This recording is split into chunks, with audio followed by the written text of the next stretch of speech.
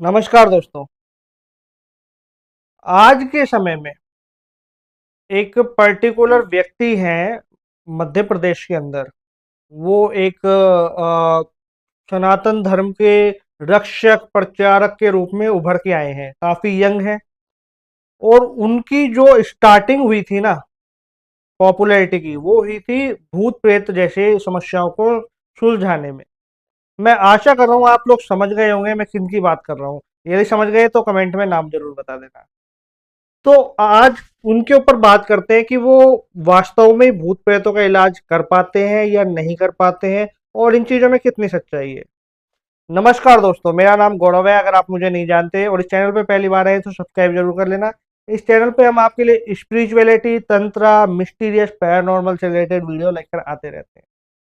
तो चलिए बिना टाइम वेस्ट करे हुए वीडियो को स्टार्ट करते हैं। देखो, ये वीडियो बनाने का उद्देश्य क्या है, सबसे पहले आपको ये मैं बता दूं। इस वीडियो को बनाने का उद्देश्य सिर्फ इतना है, किसी के बारे में अच्छा या बुरा बोलना नहीं, मनुष्य की मेंटेलिटी को समझना है कि व्यक्ति किस हद तक अपना जो दिमाग की जो पावर है वो दूसरों को सौंप देता है, उसको समझना है। और हाँ, अगेन मैं आपको एक बात बताऊं कि जो ये भूत प्रेत वाला जो चक्कर है ना, ये केवल सनातन धर्म में ही नहीं है। इनफैक्ट हर धर्म और हर मजहब में, हर जगह आपको मिल जाएंगे। सनातन धर्म में जहाँ पे ब्रह्म राक्षस है, तो इस्लाम धर्म के अंदर उसको जिन जिन्नात कह दिया जाता है और क्रिश्चियनिटी में उसको डेविल कहा दिया जाता है। लेकिन है सब में। अब इसको हम डिकोड करते हैं एक एक चीज को। अब क्या होता है कि कुछ लोग जो जीवन के अंदर कुछ अचीव नहीं कर पाते, स्ट्रगलर हैं या फाइनेंशियली उनका अच्छा बैकग्राउंड नहीं है और वो जीवन में कुछ नहीं कर पाते, तो वो कुछ ऐसा सोचते हैं कि जो कम से कम इन्वेस्टमेंट में बड़े से बड़ी पॉपुलैरिटी और पैसा हासिल किया जा सके। और यकीन मानो, धर्म का क्षेत्र एक ऐसा क्षेत्र है, यदि आपने इसको सही तरीके से पकड़ लिया और कर लिया ना, तो सक्सेस मिलनी तय है। अभी एक छोटे बच्चे की भी तो बीच में काफी पॉपुलैरिटी चली थी। आज वो बच्चा अ, इतनी कम उम्र में, है ना, मुझे लगता है कि शायद वो 8 क्लास में भी नहीं गया होगा अभी तक। तो इतनी कम उम्र में वो सब कुछ अचीव कर पाया है, सब कुछ उसने अचीव कर लिया है, चाहे पैसा हो चाहे नाम हो। जिसे अचीव करने के लिए लोग आईआईटी, यूपीएससी और ऐसे बड़े बड़े एग्जाम पास करते हैं और अपनी जिंदगी के 30 35 40 साल यूं ही गवा देते हैं। फिर भी उनको वो चीज अचीव नहीं हो पाती जो उनका ड्रीम होता है, जो सक्सेस होती है, जो पैसा, गाड़ी, रुतबा, नाम, वो नहीं मिल पाता। बहुत कम लोग होते हैं जो उस चीज को पा सकते हैं। लेकिन ये जो धर्म का क्षेत्र है, इसके अंदर एक वो छोटा बच्चा आता है, थोड़ा रोता है, मूर्तियों के गले लगता है ना, और फिर वो पॉपुलर हो जाता है। इसी तरीके से एक वो मैं जिनकी बात स्टार्टिंग में कर रहा था, कोई है गुरुजी, है ना। हम गुरुजी नहीं बोलेंगे, लेकिन हाँ, कोई है ऐसे व्यक्ति जो कि ऐसे भूत प्रेतों का इलाज कर करके पॉपुलर हो गए। और आज आप देखोगे तो उन्होंने भूत प्रेतों का इलाज करना बहुत कम कर दिया है। आज वो सामाजिक बातों पे ज्यादा चर्चा करते हैं। जो ट्रेंडिंग जो न्यूज चल रही है उस पे ज्यादा चर्चा करते हैं, सनातन धर्म पे ज्यादा चर्चा करते हैं। लेकिन जो उनका जो बेस था, उस बेस को उन्होंने कम कर दिया, क्योंकि कहीं ना कहीं वो भी ये भी जानते हैं कि अगर मैं इस बेस को पकड़े रहूंगा तो कहीं ना कहीं ऐसा होगा कि ये बेस मेरे लिए नुकसानदायक हो जाएगा।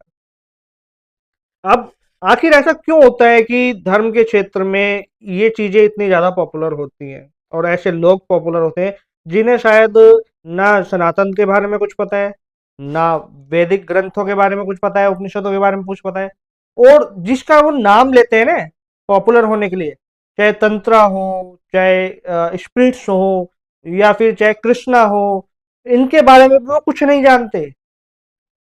वास्तव में कुछ नहीं जानते, कई सुनी बातें जानते हैं। देखो, मैं बिल्कुल भी नहीं बोल रहा हूं कि आत्मा या भूत प्रेत जैसी चीजें नहीं होती, होती हैं, बिल्कुल होती है। लेकिन वो 100 में से 2% ही काम करती है। और वो काम करती है तो ऐसा नहीं होता कि आपका मानसिक संतुलन आपके पास रहे। ये हकीकत है। आप देखोगे किसी भी ऐसी जगह पे, किसी कोई होता है जो झाड़ फूक करने वाला मौलवी, है ना, या कोई ऐसे कोई बाबा हो गया भूत प्रेत भगाने वाला, उनके पास जब आप जाके देखोगे ना, जिन जिन जिन लोगों में भूत प्रेत आ रहे होते हैं, वो सारे के सारे पागलपंती करेंगे।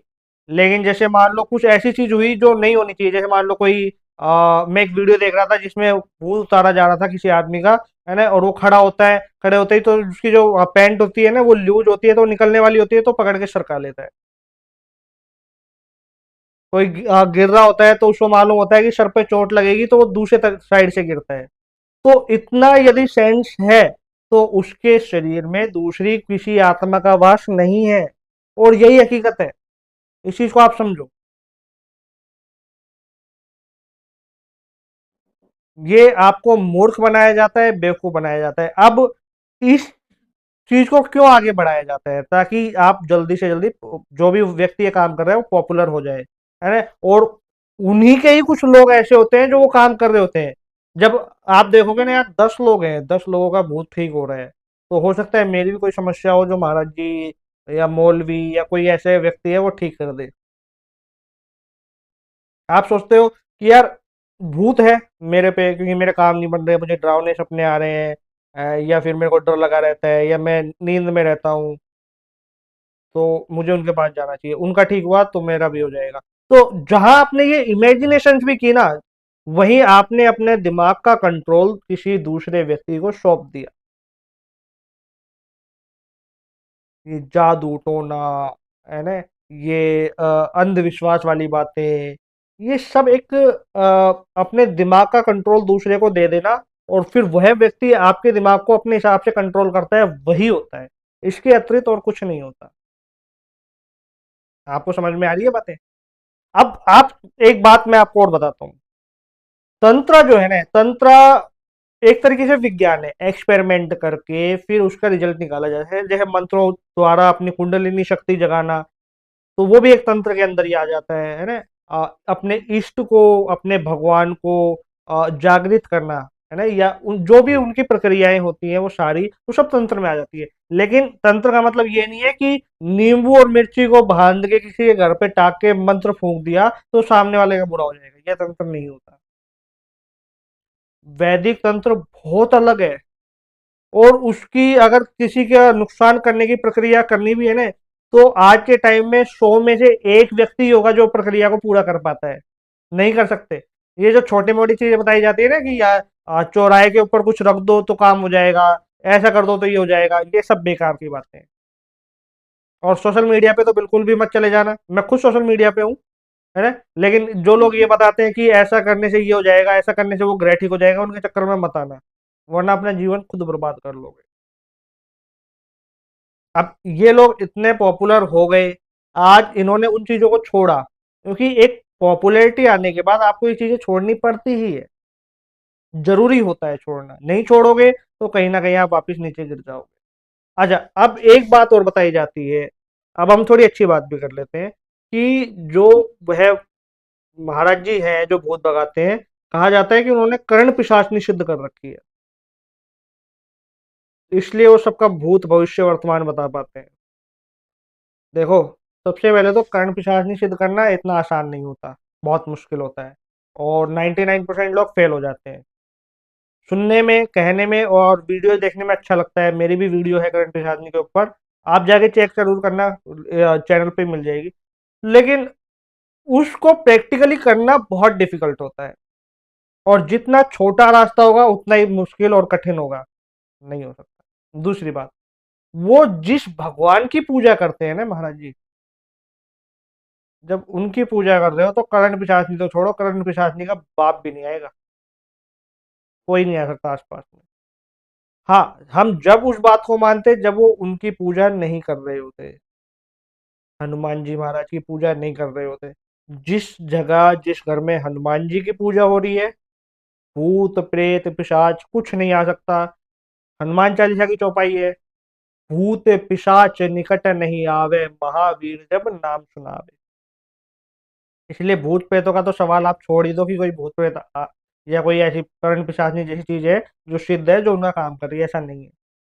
कुछ टेक्निक होती है, कुछ दिमाग लगाना होता है, बहुत सारी चीजें ऐसी होती है, तब ये चीज वर्क करती है। और कर्ण पिशाचनी वालों का एक अलग ही एरिया, अलग ही रूप रंग और अलग ही सिस्टम होता है। वो देवी देवताओं की प्रतिमा नहीं लगा सकते, यही सत्य है।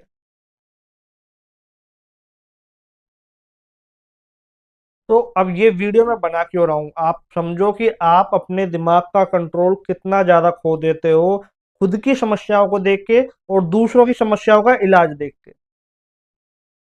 और आप ऐसे लोगों को सक्सेस दे देते हो, ऐसे लोगों को सफलता दे देते हो जो शायद उसके काबिल भी नहीं है, जो शायद कहीं ना कहीं वो सब कुछ पा लेते हैं लेकिन उनका एक वो होती है ना कि संसार से मोह, वो नहीं जाता, वो खत्म नहीं होता।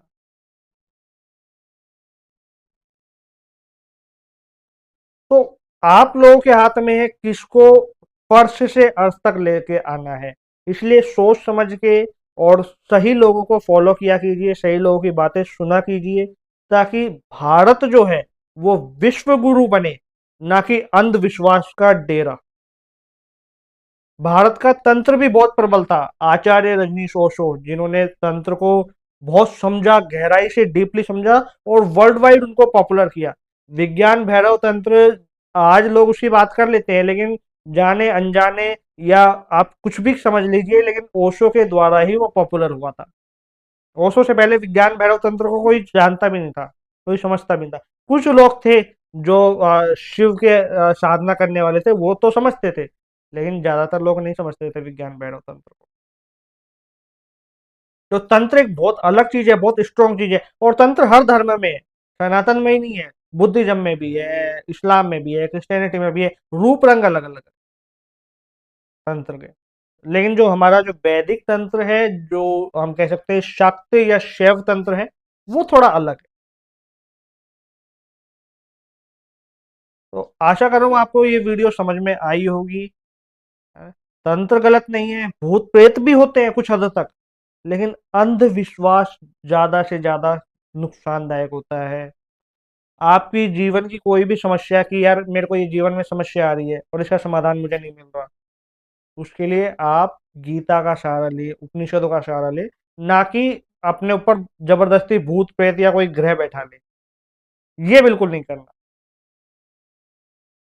इस वीडियो में इतना ही। अगर कोई कंफ्यूजन रहा हो, कुछ समझ में नहीं आया हो, तो कमेंट में आप मुझसे पूछ सकते हैं। नमस्कार।